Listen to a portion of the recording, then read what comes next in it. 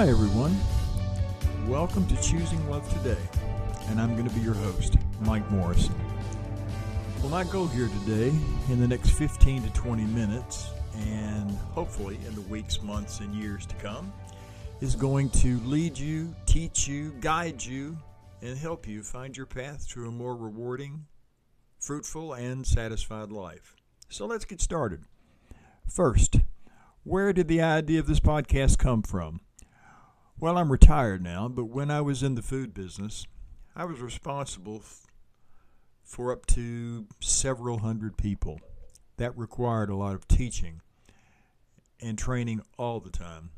When I started my food brokerage business, I had training to do all over the Southeast. Again, constant training.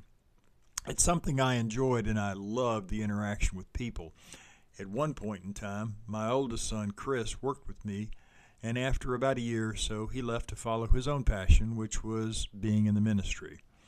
When he left the Atlanta area, he moved to the Fort Smith, Arkansas area and became a pastor and board-certified chaplain. Since then, he and his family moved to Naples, Florida, where he and his wife was pursuing her law degree, and now he and his wife and their 3 children are living in the Maryland area, where he is again still working as a chaplain and working on his doctorate degree. I tell you all that to say, one, I'm super proud of him, like I am all of our other 4 kids, Ashley, Joshua, Derek, Stephen. And 2, he is a mentor to me in basically all spiritual matters. He and I talk about every couple of weeks or so, and once we get past the normal father and son talk, we always wind up speaking about spiritual matters or biblical theory or spiritual doctrine. Anyway, several years ago, he suggested I should be teaching. He'd seen the way that I interacted with people and how I spoke with people. He basically knew my theology and my love for God and the gospel. Well, that seed finally took root with me and began brainstorming on a format, title, frequency, and honestly the problems that were going to come about with me really not being tech savvy at all. Once he helped me get past those concerns, it was time to get started. So we started talking about a title, and it was time to, I guess, let the rubber hit the road, if you want to call it that. So that's where it all got started. So let's talk about that, the genesis of the whole program, the title. I wanted the title to mean something, and this is what we came up with, Choosing Love Today. I wanted the title to actually be the centerpiece for the whole program. Let's talk about the title. I've listened to hundreds, if not thousands, of sermons over the years.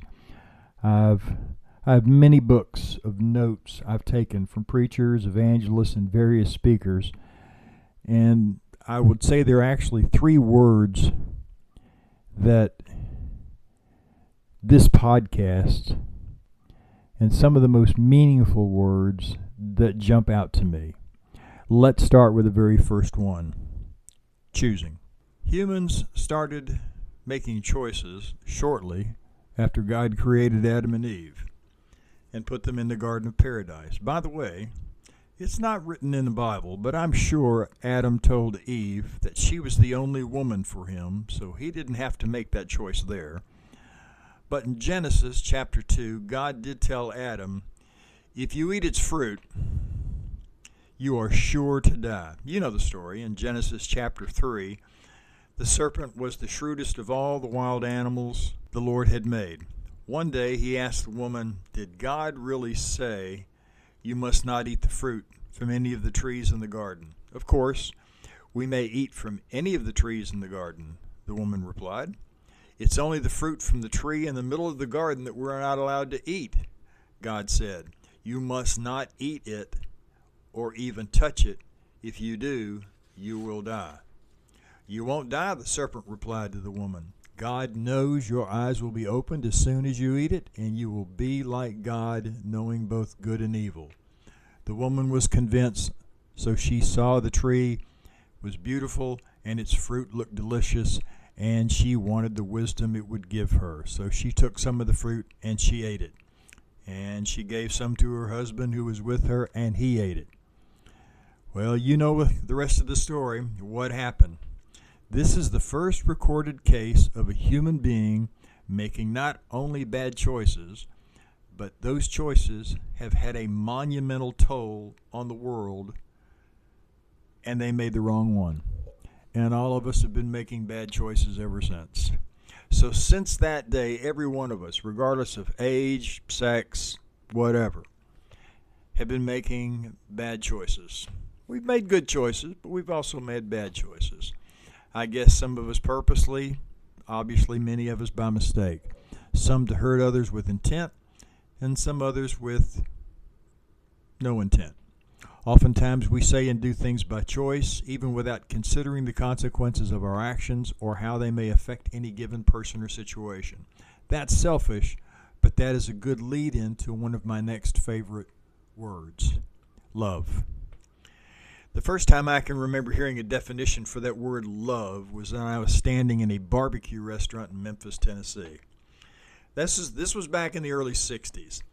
I always used to go to that barbecue restaurant because oftentimes I would get some free pork skins fresh out of the smoker, and both of the owners were very nice people. Sadly, I don't remember the man's name, but for some reason on one particular day he asked me if I knew what love was. I don't know why. Don't know why. I'm sure I just looked at him and I just shrugged my shoulders. It said something like, I don't know. I don't know why I remember exactly what he said word for word, but he said, love is just an infatuation between two fools that don't know any better. That's it. Apparently, it left a lasting impression on me because I remember those words word for word to this very day. Well, fortunately, I don't subscribe to that man's theory on love. But what is love? What's your definition? If you had to describe it, what would you say?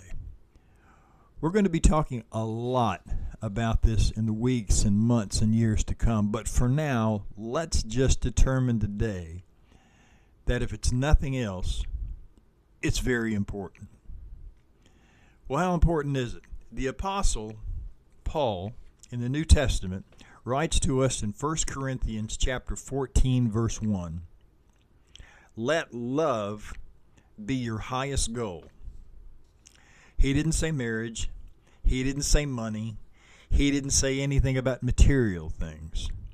It doesn't say anything that the world tells us today. Now, that may hurt your feelings a little bit. And maybe it should. Is this what we're taught growing up? You may only hear it in church, but where else do you hear it? You don't hear it at work. We're not taught it in the boardroom. We don't hear it on the job. We don't hear that love is a responsibility as far as work is concerned. I know we don't hear it from the government that Republicans need to love Democrats and Democrats need to love Republicans. So for right now, let's just leave that right there. Let me go back in time a little bit. My love journey started about 15 years ago. Now, I'm 72. I obviously thought I loved long before 15 years ago. What I mean by that was I had my own definition of love, and that's how I lived. That definition of love brought me to several divorces. I had to ask myself, what was I doing wrong? I read a lot. I listened to a lot of people and sought out a lot of counsel. Not only did I find out, thankfully, that divorce wasn't the unpardonable sin, but that divorce wasn't just the fault of any one person. Sadly, regardless of all the excuses I could conjure up for myself, I was certainly a part of the problem. Now the Lord had my attention. I was at a low point, and I had some serious changing to do. My road to recovery was on the move. I began to study about love and had to ask questions. I listened to tapes, I asked questions, I read my Bible, I took notes. I went back to church on a regular basis. I got involved in small Bible study groups. There were and still are hills and valleys to climb in moving forward. Learning, always learning, growing, and thank you, Lord, I'm not the man today that I was 15 years ago. Far from perfect and growing every day. Now let me get back to love. I heard a sermon a while back from Andy Stanley, a pastor at North Point Community Church in the Atlanta, Georgia area, and he was preaching about the golden rule. You've all heard it before. Do unto others as you would have them do unto you. Now, in case you didn't know it, that phrase actually comes from the Bible. That's Matthew 7:12. Isn't this the essence of what love is? This is how Jesus loved us then and continues to love us now. Jesus is love. My question to you right now is, what does Christ life like love require of you? Before you answer, I have another verse I want to throw at you. In an earlier post, when I said this podcast was on the way, I made a statement. It read, "Life is simple. It's just not easy." Now, you may or may not have seen that post, and you may or may not actually even believe it. That's up to you. We all have our own beliefs. This verse really impacted me about as much as any verse that I have ever read in the Bible. It reads from 1 Corinthians chapter 16, verse 14. Very impactful.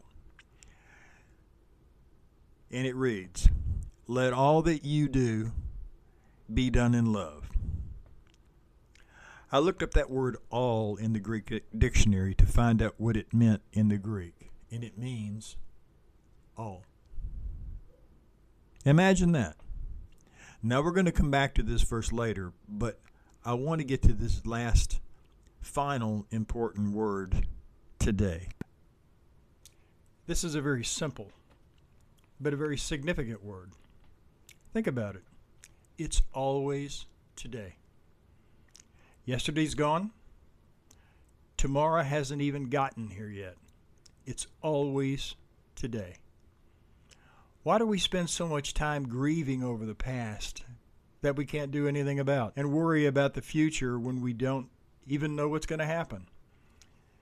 There was a report that was published from the Cornell University in October of 2024, and the report says that 85% of the things that we're concerned about never even happen. So why do we do it? Why do we worry about things that we don't know that is even going to happen, and things that we probably can't even control? The Bible speaks directly and very clearly about the danger of worrying about tomorrow. Jesus addressed it in one of his most practical teachings. In Matthew 6:34, he says, "Therefore, do not worry about tomorrow, for tomorrow will worry about itself. Each day has enough trouble of its own." Jesus wasn't saying tomorrow doesn't matter. He's saying, don't let tomorrow steal the strength you need for today. In Matthew 6, verse 27, Jesus asks, "Can all your worries add a single moment to your life?" You see, worry doesn't change a thing. All it does is steal today's joy. Today is the only day you can live, love, serve, and trust God. Tomorrow's promised to no one. And the good news is, He's already in your today. Friends, let's finish up with this final thought.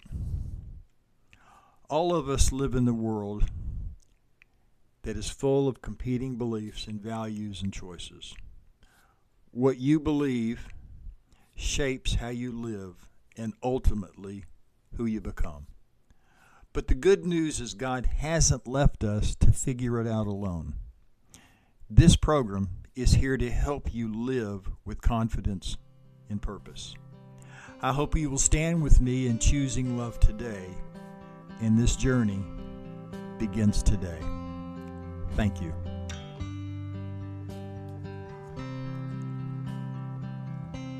Thank you for joining me today. In today's message, you heard me refer to 1 Corinthians 16:14. Let all that you do be done with love. Here's what I'd like you to do. Every week, I'm going to give you a verse to memorize. Some of you are saying, Mike, I'm terrible at remembering things. Well, so was I. And sometimes I still am. That's why I want you to get some 3x5 cards and write it down. Put one in your book you are reading and use it as a bookmark. Put one on the refrigerator. Put one in your pocket. Put one in the bathroom mirror. Put one in your car. After a year, you will have memorized 52 Bible verses. Just like all the songs from years ago. Telephone numbers you remember. Now back to that verse. Everything with love. What does that include?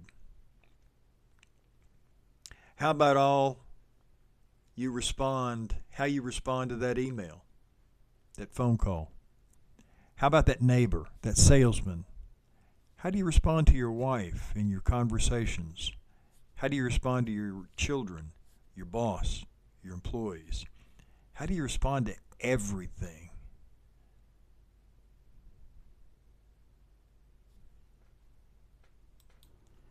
To me, this verse is and could be the most life-altering verse in the world. The second thing I'd like you to do is, if you have found any value, if you've enjoyed this podcast, is to like, press, share, follow. Share this with others. I look forward to sharing again with you next week as we continue choosing love today. Thank you. Have a great week, and I look forward to seeing you again.